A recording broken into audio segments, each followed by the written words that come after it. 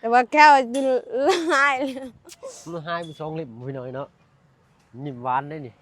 ถ้าอยากเห็นแกวองจะเข้าไปเบิ่งเด้อ โอ้บาปเด้หัวคนผู้เฒ่า บ่ เพราะว่ามันเป็นทางนี่มันเป็นทางใหญ่แล่นผ่านพี่น้อยเนาะ ทำบนนี้ก็สูง หึ บนนี้ก็สูงอ่ะ แม่นบ่นี่สูงถือว่าโอเคเลยแหละพี่น้อยเนาะบ้านน้อง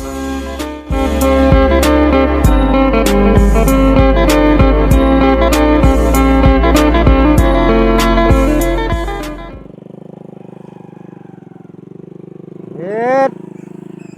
อ้าวย่างบ่มีดอกพี่น้องเอ้ยเสียงดังเอียด โอ้เฮ็ดเวียกบาดนี่ล้อรถเราบ่มีดอกยางโอ้ยเนาะมันลื่นตืดๆขึ้นมาพี่น้องเอ้ยเนาะเอาพี่น้องเนาะเปิดคลิปเปิดภาพออกมาก็อยู่บ้านซองเงินซานของน้องลังพี่แหละพี่น้องเอ้ยเนาะพ่อกับน้องลังเนาะสาวน้อยเลี้ยงงัวห้อยได้ยังกันน่ะใส่ปอดอยู่ไหนบ่แม่นเช็คอยู่ไหนบ่ได้พ่ออันตรายมือบ้านนี่เฮ็ดบัดมาคืนอายบ่ได้เนาะน้องบ่สร้างเนาะใส่สบายดีปะลุงเพิ่นแน่น้องเด้อเนาะใส่เบิ่งให้ปะลุงเพิ่นฟังเสียงแน่เนาะเอ้าบัดสิอายเนาะบ่ได้เจ้านี่เด้อเนาะกินข้าวแล้วบ่ กินแล้ว เป็นหยังคือยิ้มไปเป้ย กินยัง มีหยังบอกอ้ายมาแม่เนาะจะหัวควันหน้าบ่จัก เนี่ยเนาะบ่ก็ดีใจเด้ ดีใจบ่แม่นบ่แม่นเห็นนั่นแขววองง่ายเลยหัวบ่จัก ว้าว แม่นอีหลีนี่โอ้แย่เลยบาดนี้คอยพี่น้อยตายคักคอยโลดทำมาดมาว่าเข้มๆนึงว่าเห็นแขวครับบัดหัวเฉย ก็ บ่เป็นห ยั ยัง งเซล ยังเงินไปสั่งตรงจากญี่ปุ่นอยู่ สั่งให้ย่างแควแบบนั้นก็งามแล้ว ขี้นะบ่ แม่นบ่ เลยงามแล้ว โอ้ยฝนตกพี่น้องฝนตกเบิ่งก่อนมาทักทายปะลุงเพิ่นอีกก่อนเนาะใส่ยับเบิ่งอาสิอันนี้นํเนาะเอาก็เดินพี่น้องทางมาเพิ่งกับทักทายเด้อพี่น้องเด้อเนาะกับทักทายสบายดีหมู่เพื่อนกันเบิดสุผู้สุคนเนาะว่าทางในและก็ต่างประเทศก็ยินดีต้อนรับเข้าสู่ช่อง YouTube บ่าวเพิ่งเคยหลายคือเก่าเปิดคลิปเปิดภาพออกมาอยู่กับโครงสร้างว่าซั่นซะพบอีกก่อนพี่น้อยเนาะจะได้ปะลุงเพิ่นสิให้คอยอีกพี่น้อยเนาะไปเข้าไปพิงไฟอยู่พุ่นหลายๆเนาะเข้าไปอยู่ในพี่เฮาเนาะลบฟ้าลบฝนเสียก่อนเดี๋ยวจึงออกมาเบิ่งใหม่ไม่ก็เท่แล้วพี่น้อยเนาะเป็นยังไงน่ะ ผมบ่อยากเห็นหน้าตัวเองซ้ำเบิ่ง มาได้ใช้น่ะเป็นยังไงน่ะ นี่บ่บัตรทาง ของไผว่าทาง เด้อ อืม บ่เพิ่ง น้องเอา บ่แม่น โอ้ย บ่ น้องทาง ล่ะ สบายดีเด้อน้องทางเด้อน้อยกินข้าวกับหยัง กับ ฮะอ้นอ๋อป่น ปุ้นข้าวปุ้น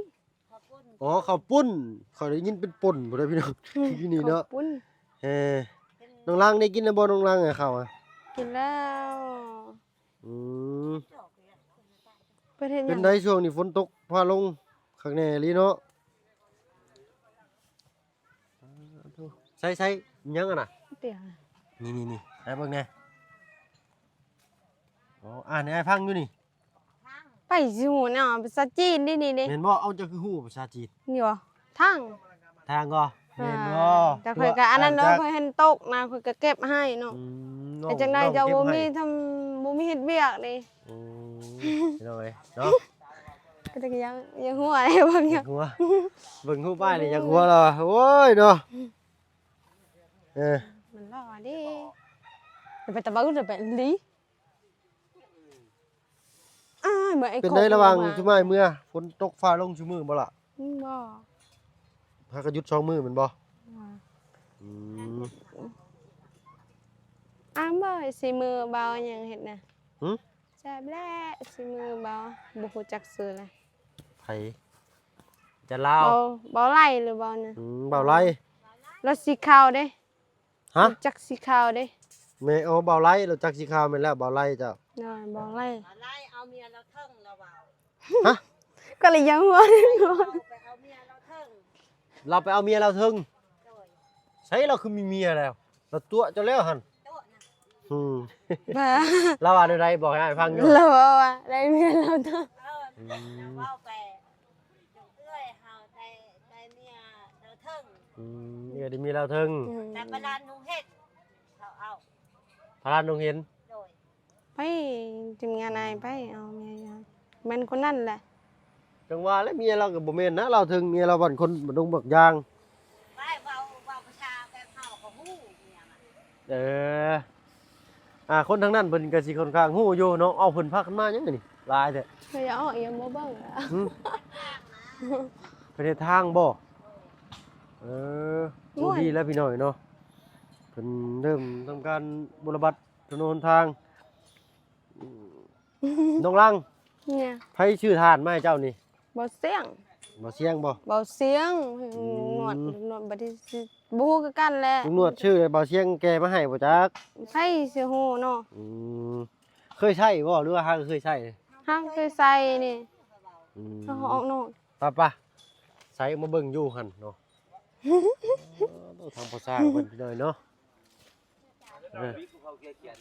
นข้าวไปทานข้าว ขึ้นนะบ่น้องลังจะขึ้นแล้วบ่ ไปสิขึ้นได้เนาะ อืม แบบนี้ก็ย่านตกแหละ ยังเนาะยังบ่แล้วเนาะ ทันได้แล้ว เราสิหัวเบัดมืออีกเดี๋ยวเห็นรอยยิ้มง่ายต้องหัวเบัดทุกคนเนาะ มือบ้านมือเดียว2มือเนาะ3มือ4มือแขวเสียอ่ะแขวลอยไปตามหน้า จะเว้าเรื่องแขวเสียไปๆก็ยังหัวแหละ เออ ยังแขวเสีย มาเถอะเด้อเอิ้นสิให้ปลาลุงเพิ่นเบิ่งกันเด้ออ้ายบ่เห็นอ้ายเด้โอ้ยมันเป็น มันเป็นกฎอยู่แล้วมันคนยิ้มมันน่ะแต่ว่าแขวลายเลย มันหายไป2เล่มพี่น้อยเนาะยิ้มหวานได้นี่ถ้าอยากเห็นแขวอองจะเข้าไปเบิ่งเด้อ เออโอ้บาปเด้หัวควันผู้เฒ่า บ่ เออ ยังไม่ได้เท่าเด้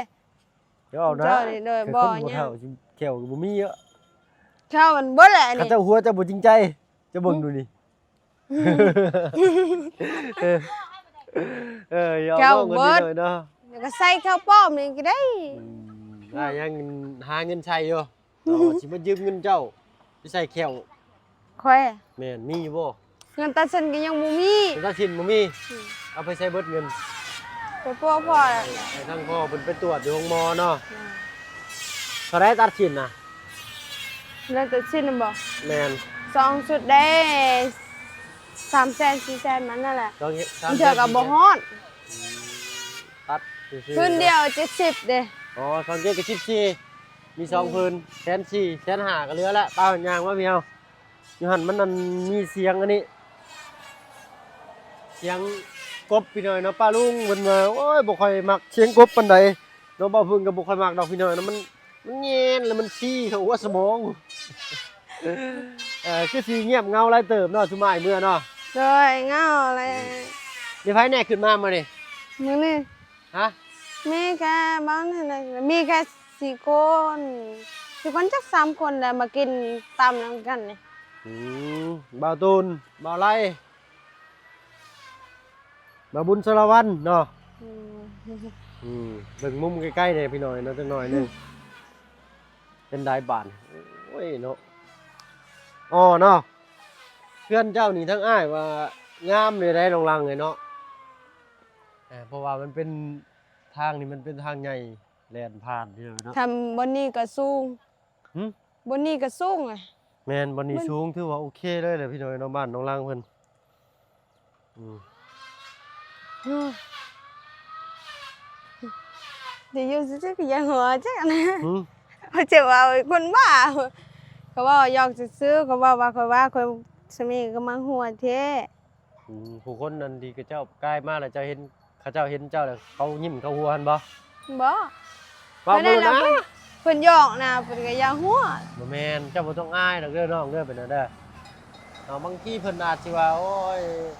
เห็นเจ้าแบบแบบมีคนมาซอยแล้วเพิ่นก็ถือว่าเจ้านี่โชคดีได้เนาะซุม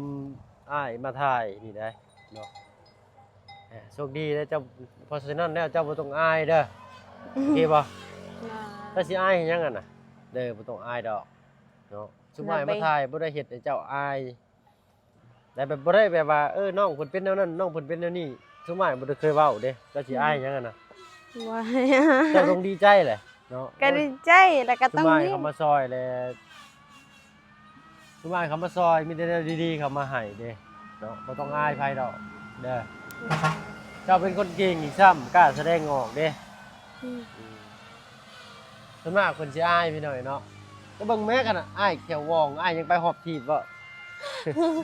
อายไปฮอดหน้องบกพู่เออ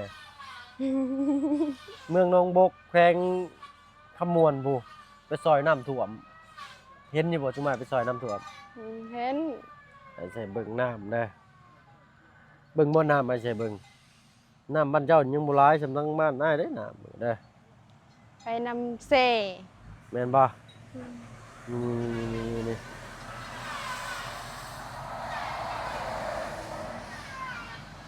เพราะว่าตอนนี้ชีวิตคอยคือเปลี่ยนไปนั่นนะ ชีวิตเจ้าเปลี่ยนไป นี่อะไรเปลี่ยนแบบ เปลี่ยนไปเท่าใด ทุกอย่างนะดีทุกอย่างนะ อืม แต่อันนั้นซื่อๆบ่มีความทุกข์บ่ได้เข้ามาแล้ว เป็นนักพายเรือพี่น้องเอ้ย มันคือใส่แท้ อันนี้น้อยนี่น้องเด้อโอ้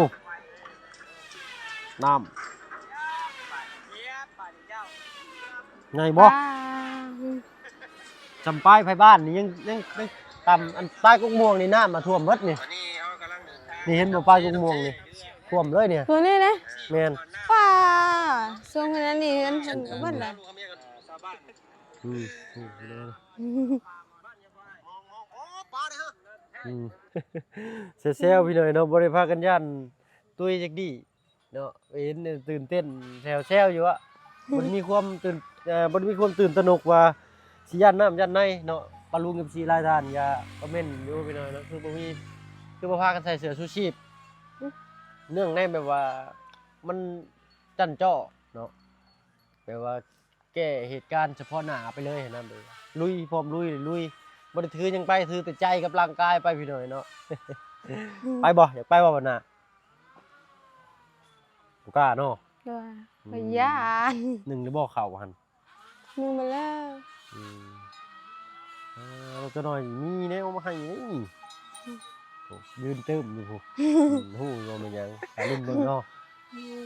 เออคักแล้วพี่น้องเอ้ยเนาะมื้อนี้ได้หยังให้สร้างกินน้องลัง ไม่นี่หรอ แม่น ทำข้าวปุ้นแหละที่จะเอาหยังไปกิน ฮะตำข้าวปุ้น จ้ะ เนาะแซ่บบ่ไผเป็นคนตำ เบาจักให้กูเบาตะกี้เองนะ บ่ไล่บ่ เนาะ แม่นบ่ไล่ตำ ก็รู้จักสีขาวดิ อ๋อบ่ไล่ อืม รู้จักสีขาวนี่มันบ่ไล่เด้อ เบาไล่ อืม เพิ่นตำแล้วแซ่บ แซ่บบ่ แล้วเขาเว้ามื้อซั่วว่าได้เมียเราเทิงอีก ป่า อืม คือก็ยังบ่ว่าเลย แล้วว่าเราได้มีเราถึง แม่นอีหลีบ่ ยังว่าแล้วไอ้กับหูเฮือนแต่เมียเพิ่นคนบ้านดงบักย่างจักสิแม่นเมียคนเดียวกันหรือบ่ก็บ่แม่นแล้ว คนละเทิงอีหลี มื้อมื้อหน้าตำหมูจิไข่เด้อ แบบนี้ตลอด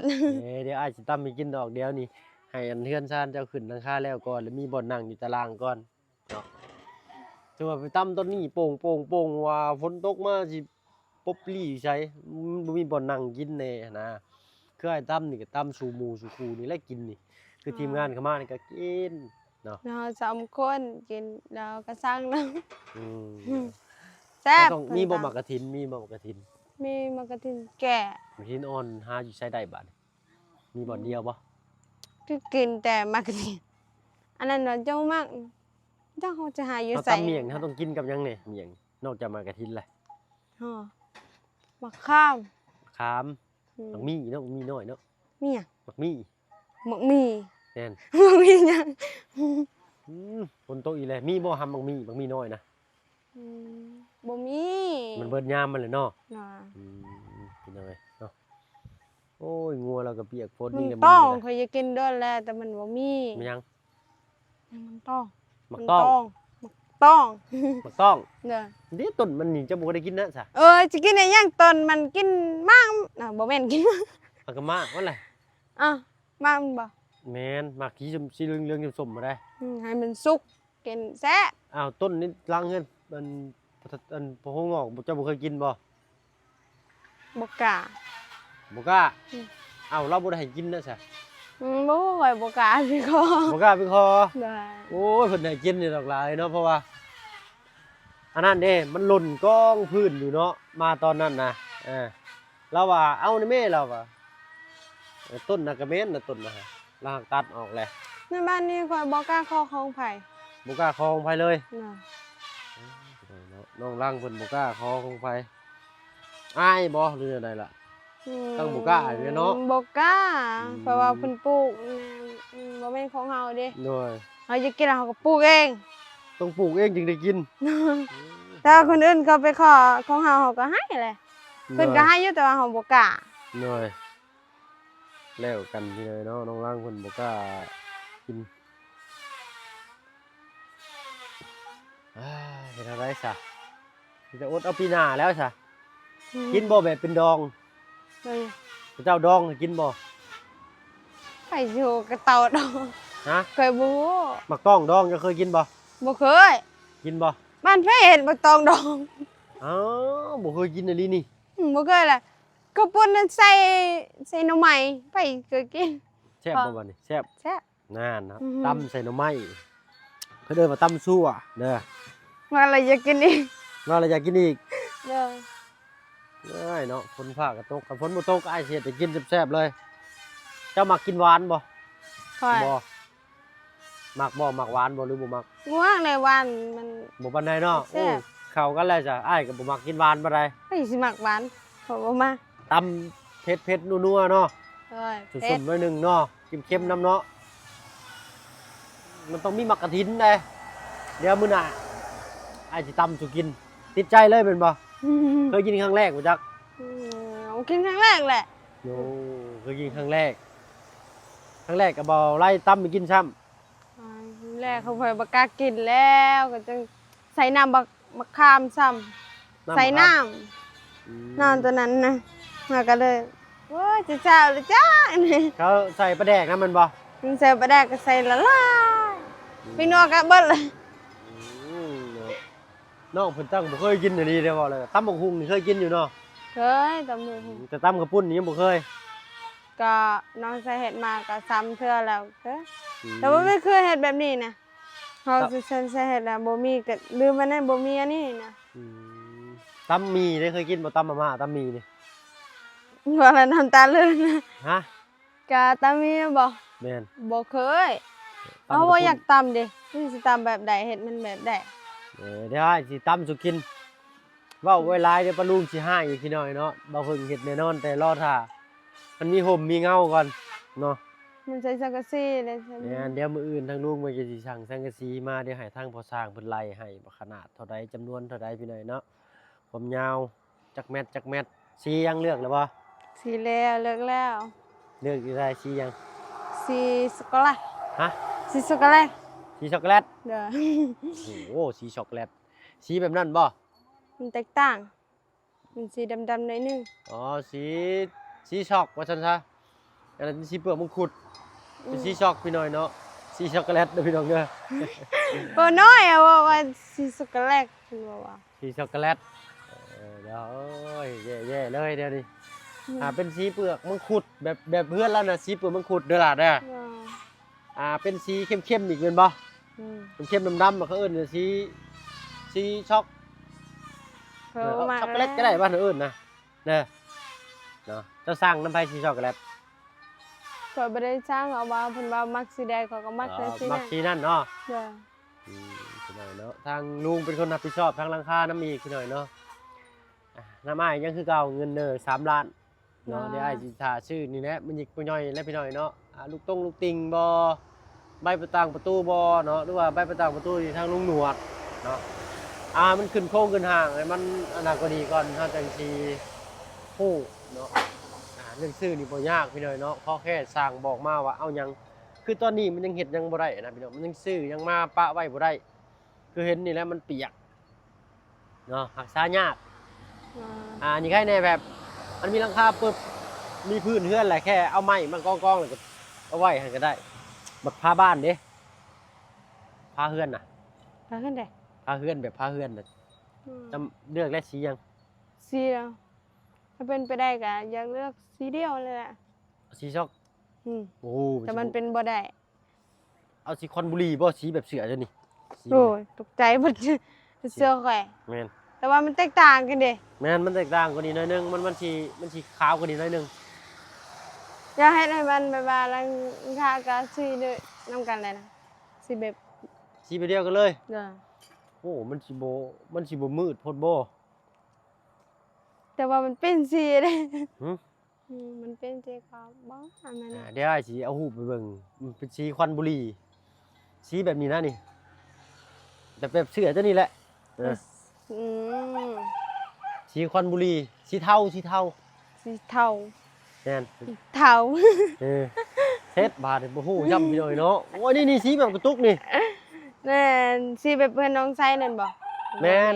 นั่นแหละ สีนั่น แม่น งาม งามเนาะอันนั้นเอิ้นสีควันบุรีเด้อ ใช่แต่ว่าสีเทาก็ แม่น เทาแหละ อีกบ้านเฮาเอิ้นสีเทา อืม เนาะแต่ส่วนมากสีแท้ๆที่เขาเอิ้นกันแท้ๆจักตามหลักการเขาเอิ้นสีควันบุรี สีนั่น ควัน งาม คือควันยาสูบนั่นแหละ ควันบุหรี่ งาม น่ะคือควันจะสูบมันแหละเด้องามเนาะ งาม เดี๋ยวอ้ายสิเอารูปไปเบิ่งเนาะแบบบ้านนี่ก็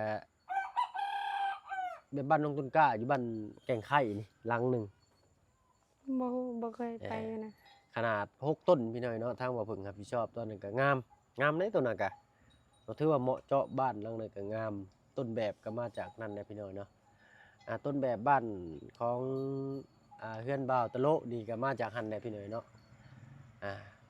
มาจากเฮือนน้องต้นกล้าเพิ่นเนาะตอนแรกก็ต้นแบบจากเฮือนน้องต้นกล้าก็เป็นต้นแบบของบ้านสะแล้วที่ลุงจันทร์เพิ่นไปเฮ็ดไว้เนาะทางบ่เพิ่งก็ไปเบิ่งตืมเลยก็มามาแกะแบบออกมาอีกแตกต่างมาอีกหน่อยนึงเนาะก็ไปเรื่อยๆนะพี่น้อยเนาะอะไรที่แบบว่ามันงามเฮาก็ปรับให้มันลงโตกันว่าซั่นซะ